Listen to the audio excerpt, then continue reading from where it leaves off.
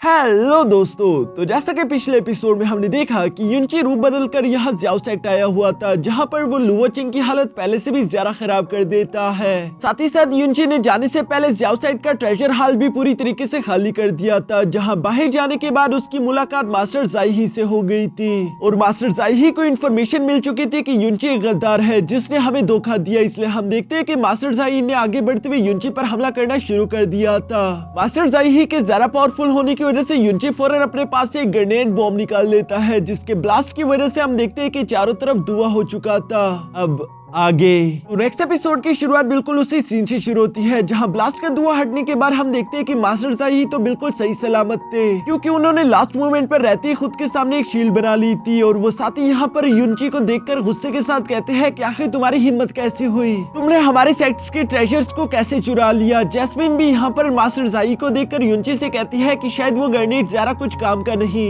अगर उसके सामने एक मिस्टिक शील्ड बना दी जाए तो वो कुछ नहीं कर सकती। लगता है कि अब मुझे ही तुम्हारी मदद करनी होगी, क्योंकि अगर मैं तुम्हारी मदद करने के लिए बाहर ना आई तो तुम मारे जाओगे, और अगर मैं बाहर मदद करने के लिए आई तो यहाँ पर मास्टर जाइही और मैं दोनों मारे जाएंगे। युनची जैस्मिन की ये बात सुनकर उससे कहता है कि तुम्हारे बाहर आने की कोई जरूरत नहीं, और ये कहते साथ ही उसने अपनी शैडो डांसिंग टेक्निक का इस्तेमाल करते हुए दूसरी तरफ जाना शुरू कर दिया था, जहाँ मास्टर जाइही भी युनची का पीछा नहीं छोड़ता। इसलिए हम देखते हैं कि युनची ने फौरन अपने 4 बैरल गन को बाहर निकाल लिया, जिसका इस्तेमाल करते हुए यहाँ मास्टर जाइही पर अटैक कर देता है। लेकिन लास्ट मोमेंट पर मास्टर जाइही ने फिर से एक बार खुद के सामने मिस्टिक शील्ड बना ली थी, जिससे वो खुद को प्रोटेक्ट कर लेते हैं। साथ ही अब वो पहले से भी जरा गुस्सा होकर युनची से कहते हैं कि कमीने इंसान, मैं तुम्हें जिंदा नहीं छोड़ूंगा। और ये कहते साथ ही उन्होंने तेजी के साथ आगे बढ़ते हुए फौरन युनची पर हमला करना शुरू कर दिया, जिसे अपनी तरफ आता हुआ देखकर युनची ने भी अपनी डेविल गॉड की फर्स्ट स्टार को एक्टिवेट कर लिया, क्योंकि अगर वो ऐसा नहीं करेगा तो वो फौरन से मारा जाएगा। यहाँ ये दोनों ही एक दूसरे से अपनी पूरी ताकत लगाते हुए टकराने की कोशिश कर रहे थे। तभी दूसरी तरफ हम देखते हैं कि ज़ूरोन भी वहां पर पहुंच चुकी थी, क्योंकि युनची को मास्टर जाइही से फाइट करते हुए देखकर फौरन अपनी स्पिरिचुअल बीस्ट को समन कर लेती है। दूसरी तरफ हम देखते हैं कि युनची की ताकत कम होने की वजह से वो यहाँ मास्टर जाइही के सामने ज्यादा देर तक टिक नहीं पाता।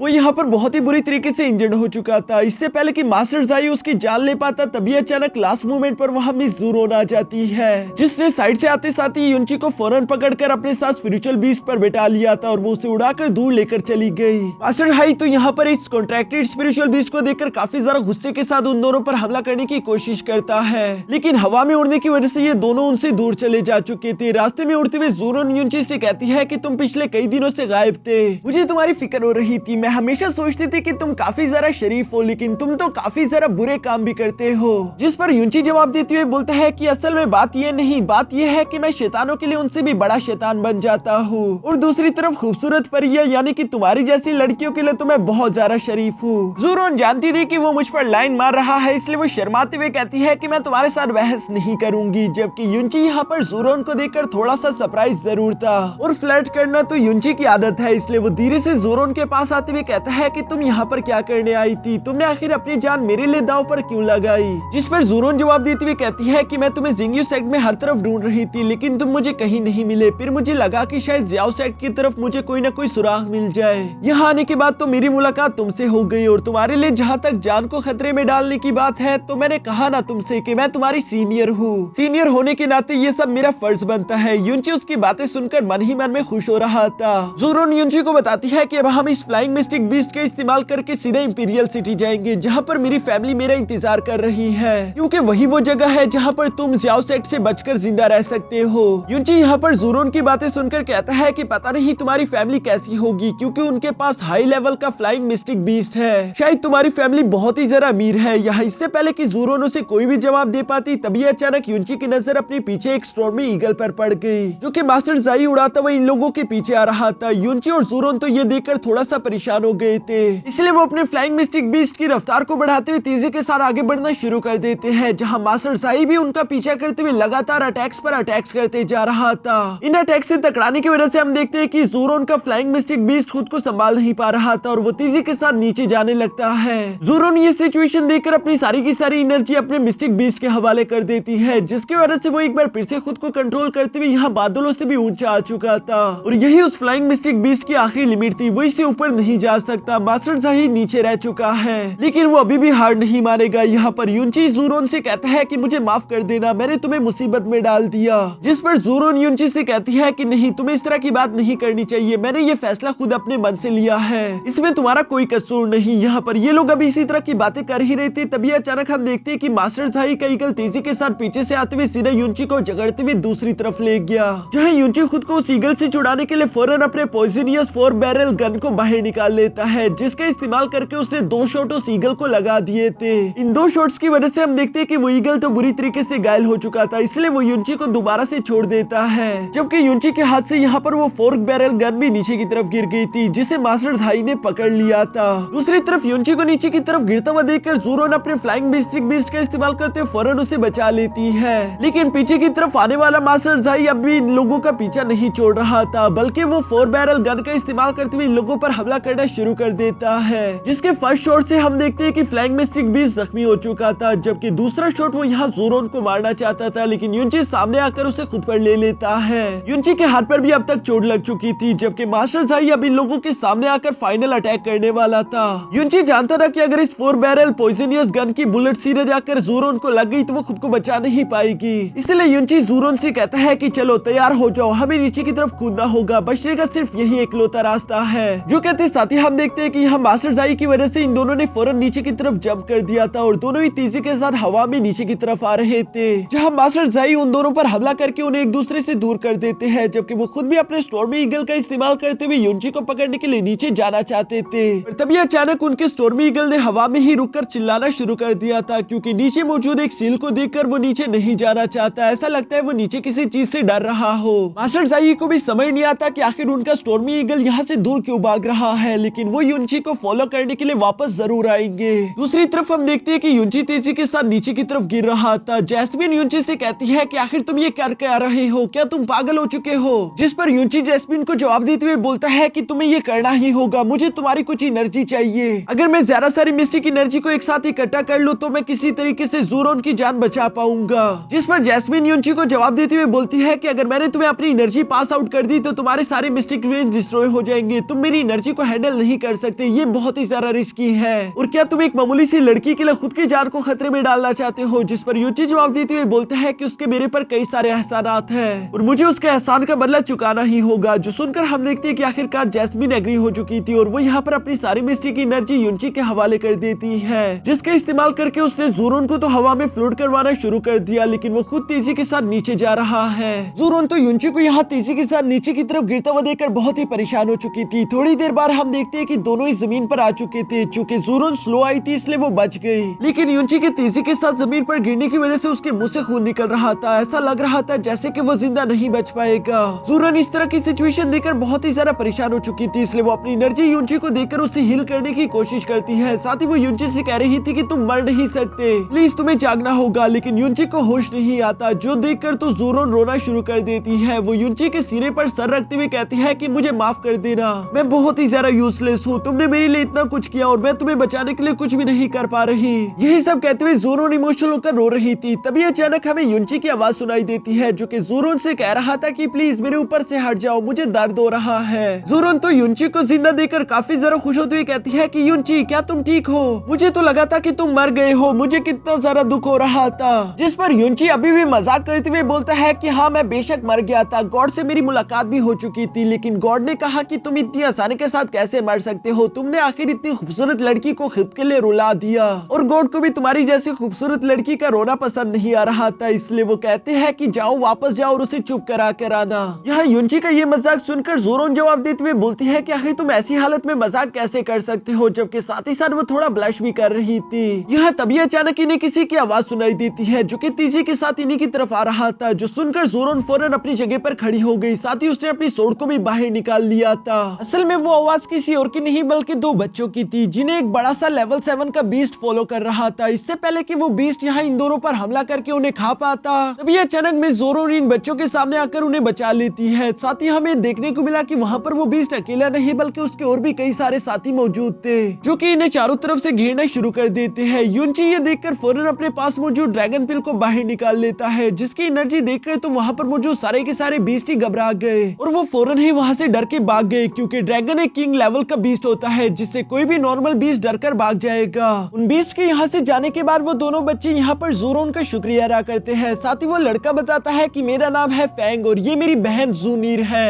जिस पर ज़ोरोन उनसे सवाल करते हुए पूछती है कि क्या तुम दोनों यहीं पर रहते हो, जिस पर वो बताते हैं कि यहाँ पर पास में हमारा गाँव है। ज़ूनीर तो जानती रही कि युनची की हालत काफी जरा खराब है, वो ऑलरेडी जख्मी है, इसलिए हमें यहाँ इन बच्चों के साथ उनके गाँव तक जाना होगा ताकि हमें मदद मिल सके। और यही सोचते वो लोग उन बच्चों को फॉलो करते उनके साथ रवाना हो गए। जहाँ जंगल में पहुँचते साथ ही हम देखते हैं कि कुछ अनजान सिपाही अपने एरोस का इस्तेमाल करते हुए इन लोगों पर हमला करना शुरू कर देते हैं, जिन एरोस को ज़ूनीर ने आगे आकर अपनी सोर्स से ब्लॉक कर दिया था। यहाँ पर हमें जानने को मिलता है कि वो गार्ड्स असल में कोई और नहीं बल्कि फैंग के अंकल और उसके साथी थे, जो कि अपने विलेज को प्रोटेक्ट कर रहे थे। लेकिन यहाँ पर फैंग और उसकी बहन को देखने के बाद वो इन पर हमला करना बंद कर देते हैं। साथ ही हम देखते हैं कि यहाँ पर फिनिक्स विलेज का लीडर यानी कि फैंग का फादर भी अचानक से पहुंच गया था, जो कि अपने बच्चों को जिंदा सलामत देखकर बहुत ही ज्यादा खुश हो गया। साथ ही जब उसने सारी कहानी जान ली थी तो वो युनची और ज़ोरोन की मदद करने के लिए उन्हें अपने साथ अपनी विलेज की तरफ रवाना कर लेता है। रास्ते में चलते हुए फैंग का फादर यहाँ युनची और ज़ोरोन का शुक्रिया अदा कर रहा था, क्योंकि अगर वो दोनों वक्त पर ना आते तो पता नहीं उनके बच्चों का क्या होता। फैंग भी अपने साथ इन नए मेहमानों को देखकर बहुत ही ज्यादा खुश था। वो इन्हें बताता है कि मैं फ्यूचर का एक नया पैट्रिक हूँगा, जबकि मेरी बहन भी यहाँ इससे पहले कि वो कुछ भी बता पाता उसका फादर उसे फौरन वहीं पर रोक देता है। और इसी तरह से ये लोग बातें करते हुए धीरे धीरे आगे की तरफ चलते जा रहे थे, जहाँ अचानक ही फैंग खुश होते हुए कहता है कि लो आखिरकार हम लोग हमारे विलेज पर पहुंच गए। युनची और ज़ोरोन देखते हैं कि सामने तो कोई विलेज मौजूद नहीं, ये बात उन्हें हैरान कर रही थी। पर तभी अचानक हम देखते हैं कि ज़ूनीर आगे की तरफ जाते हुए एक एन्चेंटमेंट स्पेल पड़ती है, जिस एन्चेंटमेंट स्पेल ने असल में यहाँ पर फिनिक्स विलेज को पूरी तरीके से छुपा कर रखा हुआ था। और इस स्पेल के बैरियर को पार करने के बाद हम देखते हैं कि आखिरकार ये लोग फिनिक्स विलेज पहुंच गए। युनची अंदर जाने के बाद आसपास के लोगों को देखते हुए अपने मन में कहता है कि ये लोग तो काफी जरा कमजोर है, मुझे नहीं लगता कि इनमें से कोई भी लेवल 10 से ज्यादा का वॉरियर होगा। तो आखिर ये लोग खुद को प्रोटेक्ट कैसे करते हैं? क्या इन लोगों के पास कोई सीक्रेट पावर्स है? जिस पर जैस्मिन जवाब देते हुए कहती है कि सीक्रेट पावर से भी ज्यादा बढ़कर इन लोगों के पास फिनिक्स ब्लड लाइन है। जो सुनकर तो युनची हैरान होते हुए कहता है कि क्या तुम legendary ancient mythical beast Phoenix की बात कर रही हो? जैस्मिन जवाब देते हुए बोलती है कि हाँ तुमने बिल्कुल सही कहा, मुझे लगता है कि ये फिनिक्स बीस्ट के गार्डियन फैमिली है, जिनका काम है लेजेंडरी बीस्ट फिनिक्स और उसके बाकियात की हिफाजत करना। यहाँ युनची जैस्मिन की ये बातें सुनकर फौरन साइड की तरफ देखता है, जहाँ उसे एक गुफा से काफी ज्यादा रोशनी निकलती हुई दिखाई दे रही थी। और युनची भी समझ चुका कि जैस्मिन ने जो कुछ भी कहा वो बिल्कुल सही है। दूसरी तरफ हम देखते हैं कि फिनिक्स विलेज का लीडर यहाँ पर इन दोनों से कहता है कि हमने तुम्हारे लिए ऑलरेडी रूम तैयार करवा दिया, जहाँ आप लोग रुककर आराम कर सकते हो। रूम में आने के बाद हम देखते हैं कि रूम तो काफी ज्यादा प्यारा था और यहाँ ये दोनों इसी रूम में रहने वाले हैं। साथ ही फिनिक्स विलेज का लीडर यहाँ इन दोनों से कहता है कि अगर आपको और किसी चीज की जरूरत हो तो मुझे बता देना। जो सब कहने के बाद अभी वो वहाँ से जाने वाला था, तभी अचानक युनची कहता है कि पैट्रिक मैं आपसे एक सवाल करना चाहता हूँ, क्या सच में आप लोग फिनिक्स रिमेन के गार्डियन फैमिली हो? जो सुनकर यहाँ उस पैट्रिक का मुंह ही उतर गया, बल्कि उसे गुस्सा आ रहा था और वो यूं ही गुस्से के साथ रूम से बाहर निकल जाता है, जहाँ युनची भी उसे फॉलो करते हुए बाहर आ गया। बाहर की तरफ मौजूद वो पैट्रिक युनची से कहता है कि मुझे पहले ही समझ आ जाना चाहिए था, तुम लोग यहाँ पर फिनिक्स ट्रेजर को लेने के लिए आए हो, बिल्कुल बाकी लोगों की तरह। जो सुनकर युनची जवाब देते हुए बोलता है कि नहीं, शायद आपको कोई गलतफहमी हो गई, मैं और ज़ोरोन तो आसमान से एक एनिमीज की वजह से नीचे गिर गए, हमें तो मालूम भी नहीं था कि हम लोग कहाँ पर गिर रहे हैं। जो सुनकर पैट्रिक को तो उस पर बिल्कुल भी यकीन नहीं आ रहा था। वो कहता है कि हाँ ये कितने इत्तेफाक की बात है। युनची यहाँ पर उसे यकीन दिलाने के बजाय कहता है कि हाँ अब तुम्हारी बातें सुनकर मुझे लग रहा है कि तुम बिल्कुल ठीक कह रहे हो, मुझे तो पहले से ही मालूम था कि हम लोग इस पहाड़ी पर गिरेंगे, साथ ही मैंने जानबूझकर खुद को जख्मी किया।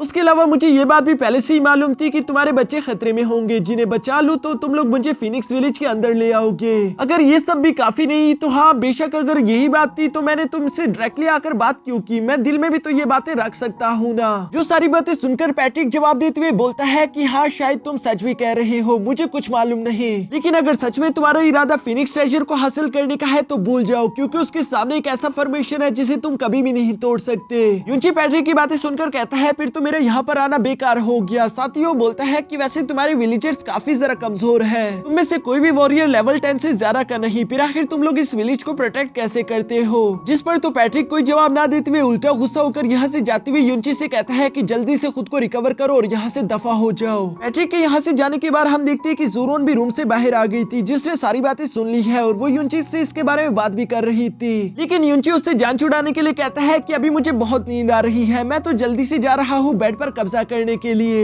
जो सुनकर ज़ूरोन भी उसको फॉलो करते हुए फौरन अंदर चली गई और उसके बाद हमें सिर्फ सुनाई देती है उसकी हंसने की आवाजें, क्योंकि ज़ूरोन युनची को गुदगुदी कर रही थी और युनची यूं ही हंसता हुआ कह रहा था कि प्लीज मुझे गुदगुदी मत करो। जो सब कहने के बाद इसी तरह से रात गुजर गई। अब हमें नेक्स्ट फ्यू डेज का सीन दिखाया जाता है, जहाँ पर हम देखते हैं कि युनची और ज़ूरोन तो विलेजर्स के साथ मिलजुल कर रहने शुरू हो गए थे। वो लोग यहाँ पर रिकवरी के साथ साथ अपना वक्त काफी अच्छे से एंजॉय करते हैं, जबकि पैट्रिक भी चुपके से इन लोगों पर नजर रख रहा था। धीरे धीरे जैसे वक्त गुजरता रहा, पैट्रिक को युनची और ज़ुनीर पसंद आने लगे थे, क्योंकि वो विलेजर्स के साथ काफी अच्छे से बिहेव कर रहे थे और उन्हें देखकर बिल्कुल भी ऐसा नहीं लग रहा था जैसे कि वो यहाँ पर किसी साजिश के थ्रू आए हो। इसके बाद हमें कुछ हफ्तों बाद का सीन दिखाया जाता है, जहाँ एक शाम हम देखते हैं कि मास्टर ज़ाई अपने साथ कुछ असैसिन लेकर आखिरकार दोबारा इस माउंटेन पर पहुंच गए, ताकि वो युनची और ज़ूरोन को पकड़ सके। साथ ही उन्हें फीनिक्स ट्रेजर के बारे में मालूम था कि वो भी इसी माउंटेन पर कहीं न कहीं मौजूद है, लेकिन चूंकि उनके पास अब कुछ ऐसे असैसिन है जो कि युनची की तलाश कर सकते हैं, इसलिए वो आसानी के साथ फीनिक्स विलेज को ढूंढ लेंगे, जिसकी वजह से उन लोगों को फीनिक्स ट्रेजर के साथ साथ युनची भी मिल जाएगा। ये बात सोचते हुए तो मास्टर ज़ाई काफी जरा खुश हो रहा था और यूं ही वो अपने साथियों को लेकर हमला करने के लिए तैयार हो जाता है। दूसरी तरफ हमें कमरे का सीन दिखाई दिया, जहाँ पर युनची और ज़ूरोन अकेले थे। ज़ूरोन युनची के हाथ पर लगे हुए घाव को देखकर कहती है कि तुम्हारा जख्म तो इतनी जल्दी ठीक हो गया, जिस पर युनची जवाब देते हुए बोलता है कि हाँ वो इसलिए क्योंकि मैं एक अच्छा डॉक्टर हूँ, साथ ही तुमने मुझे काफी अच्छे खाने खिलाए जिसकी वजह से मेरा जख्म तो ठीक होना ही था। ज़ूरोन ये सब सुनकर ब्लश करती है, साथ ही वो युनची से कहती है कि आइंदा तुम कभी भी अपनी जान को मेरे लिए खतरे में मत डालना, मेरे लिए क्या कभी भी किसी के लिए भी अपनी जान को खतरे में मत डालना। जो सुनकर युनची जवाब देते हुए बोलता है कि हाँ ये बात सच है कि मुझे अपनी जान की बहुत ज्यादा परवाह है, लेकिन साथ ही वो अपने पास्ट लाइफ की लवर के बारे में याद करते हुए कहता है कि मैं अब दोबारा उन लोगों को बिल्कुल नहीं खोना चाहता जो मुझसे प्यार करते हैं, उनकी जान बचाने के लिए मैं कुछ भी कर सकता हूँ। ज़ूरोन यहाँ पर युनची की बातें सुनकर काफी जरा खुश हो रही थी, तभी अचानक इन लोगों को बाहर कुछ हलचल की आवाजें सुनाई देती है। जो सुनकर तो युनची और ज़ूरोन फौरन रूम से बाहर आ गए थे और उन्हें मालूम होता है कि असल में बाहर इन लोगों पर हमला हो गया, किसी ने फीनिक्स विलेज की तलाश कर ली और वो बाहर मौजूद बैरियर को तोड़ने की कोशिश कर रहा है, जो कि असल में कोई और नहीं बल्कि मास्टर ज़ाई और उसके असैसिन्स हैं। जिसके साथ ही हमारा ये एपिसोड यहीं पर खत्म हो जाता है।